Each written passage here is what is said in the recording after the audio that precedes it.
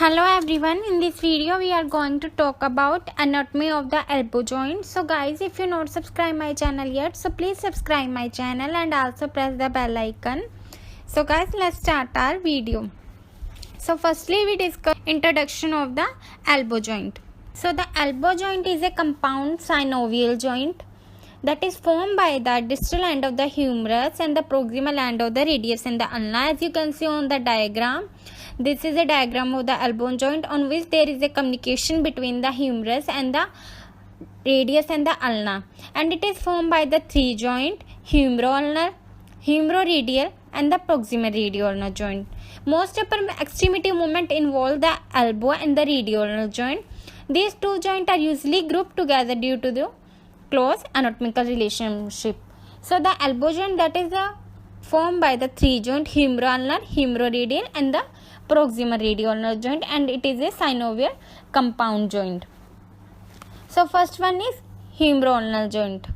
So the synovial hinge joint, it is of hinge variety that is formed by the articulation between the trochlea of the humeral condyle and the trochlear notch of the ulna. The name we easily understand that there is a communication between the humerus and the ulna.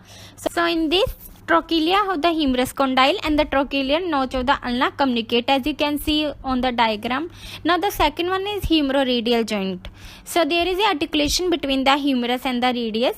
So in this there is a articulation between the capitulum of the humerus condyle and the concavity on the superior aspect of the head of the radius occur, and they form the humeroradial joint. Now the third one is radioulnar joint. So it is a pivot type synovial joint. In this there is a articulation occur between the head of the radius and the radial notch of the ulna. So as you can see on the diagram, all the joint, humeroulnar, humeroradial, radioulnar joint we can see. So these all are form a elbow joint. Now we discuss the ligament of the elbow joint.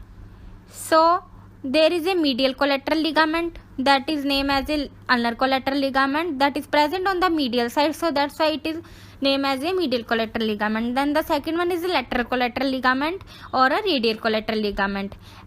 Now the first one is medial collateral ligament. As you can see on the diagram, it is present on the medial side.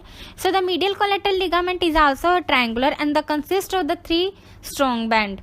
In this there is a anterior band which passes from the middle epicondyle of the humerus to the medial margin of the coronoid process, as you can see on the diagram, and the posterior band which passes from the medial epicondyle of the humerus to the medial side of the olecranon.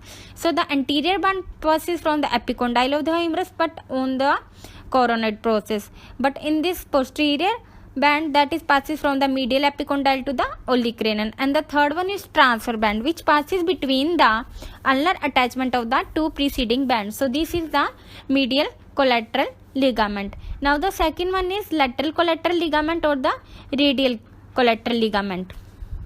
So the lateral ligament is a triangular same as that of the medial collateral ligament and is attached by its apex to the lateral epicondyle of the humerus and by its base to the upper margin of the annular ligament. So this is the ligament of the elbow joint. Now we discuss bursa of the elbow joint. So in the elbow joint there is a subcutaneous bursa of the medial epicondyle, and same for the lateral epicondyle there is a subcutaneous bursa, and the bursa of anconeus muscle, that is the supinator. And the third one is bursa at the origin of the extensor carpi radialis brevis and the olecranon bursa.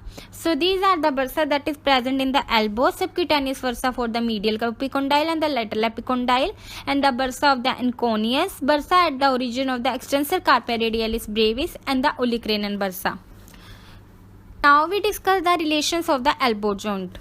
So the anteriorly it is related to the brachialis muscles, tendon of the biceps, median nerve and the brachial artery. As you can see on the diagram, there is all the relation are mentioned. Now the second one is posterior.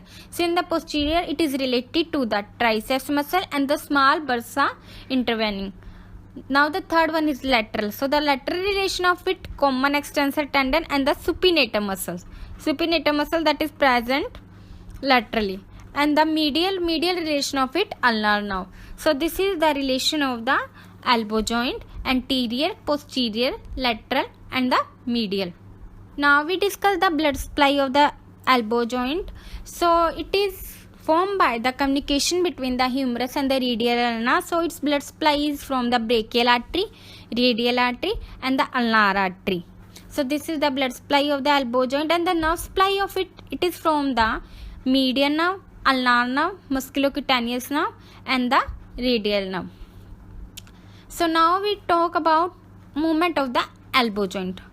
So the elbow joint has the following normal range of movement: flexion, extension, pronation and the supination. So it have the 4 actions: flexion, extension, pronation and supination, as you can see on the diagram on which all actions are mentioned. Now we discuss the most important clinical anatomy of the elbow joint. So first one is elbow dislocation or subluxation. So it occurs in hyperextension with violent twisting action of the ulna. So in this there is a ulnar dislocation occur, and this need a tremendous amount of force. More common displacement is of radial head, especially in the children. Swinging of the children by their arm may cause the radial head to snap out of the annular ligament. So this is the elbow dislocation or the subluxation. Now the second clinical anatomy is a olecranon bursitis, that is generally asked in viva exam.